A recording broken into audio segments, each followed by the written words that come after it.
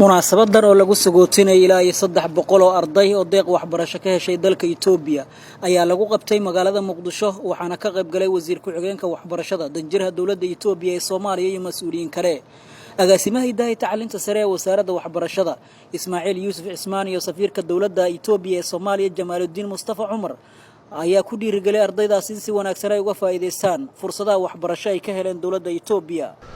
dawladda Itoobiya waa dawladda ugu badan ee scholarship ka siisa ardayda Soomaaliyeed sanad walba. idinkan waxa ka mid noqoteen dadka ka faa'iideysta waxbarashadaas. waa noqotay waxbarashada shaqaalaha dawladda waxbarasho gaar ayaa loo fidiyay oo maartay waa hortiinay baxeen. haddana waa waxbarasho kale ardayda Soomaaliyeed ma aha kaliya kuwa Muqdisho jooga gobolada kale Somaliland, Puntland kulli maartay waxbarasho ayaa loo diray. waxbarashadaas ee dawladda Itoobiya siinayso markaad tilmaamay waa waxbarasho aad u badan.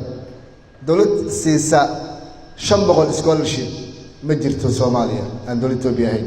waan ugu mahadcelinaynaa guud ahaan scholarship-ka aan sanadkan bixinay Soomaaliya waxay ahaayeen 400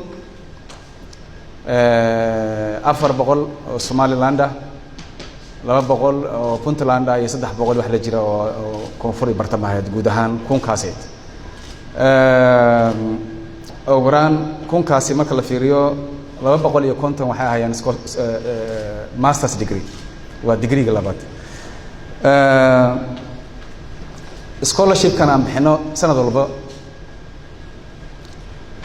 waxay qayb ka tahay barnaamijka diblomaasiyadda soft power wax la yiraahdo soft power ay Itoobiya u deeqdo Soomaaliya.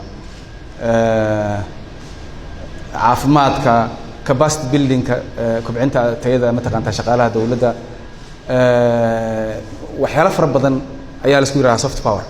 Faisal Umar Guuleed wasiir ku-xigeenka waxbarashada dawladda Soomaaliya ayaa ka hadlay dadaalka wasaaradda ay ku horumarinayso dhinaca waxbarashada dalka waxaana uu mahadceliyay dawladda Itoobiya fursadan waxbarasho ay siisay ardayda Soomaaliyeed. dawladda Soomaaliya iyo dawladda Itoobiya waxaan ugu mahadnaqaynaa xiriirka fiican iyo sida fiican ee ay rabaan in ay bulshadu isku dhex gasho. taasna waxa ka shaqeeyay oo wakiil uga ah dawladda Itoobiya ambassadorka hortiina fadhiya oo sameeyay in ay iyada oo scholarship 200 Soomaali dhan ahayd ay maanta marayso 1000 qof. dadaalkaasi waa dadaal dheer oo loo soo galay. Jamaaluddin wuxuu joogay safaaradda isagoo first secretary yimid haddana qusul buu ka noqday haddana safiir buu ka noqday. taas waxay ku tusaa in taariikh dheer iyo time dheer uu joogay oo uu si fiican u yaqaano. taasina waxay keentay in xiriirku wanaagsanaado. Cali Cabdulqaadir Cali warbaahinta qaranka Soomaaliyeed Muqdisho.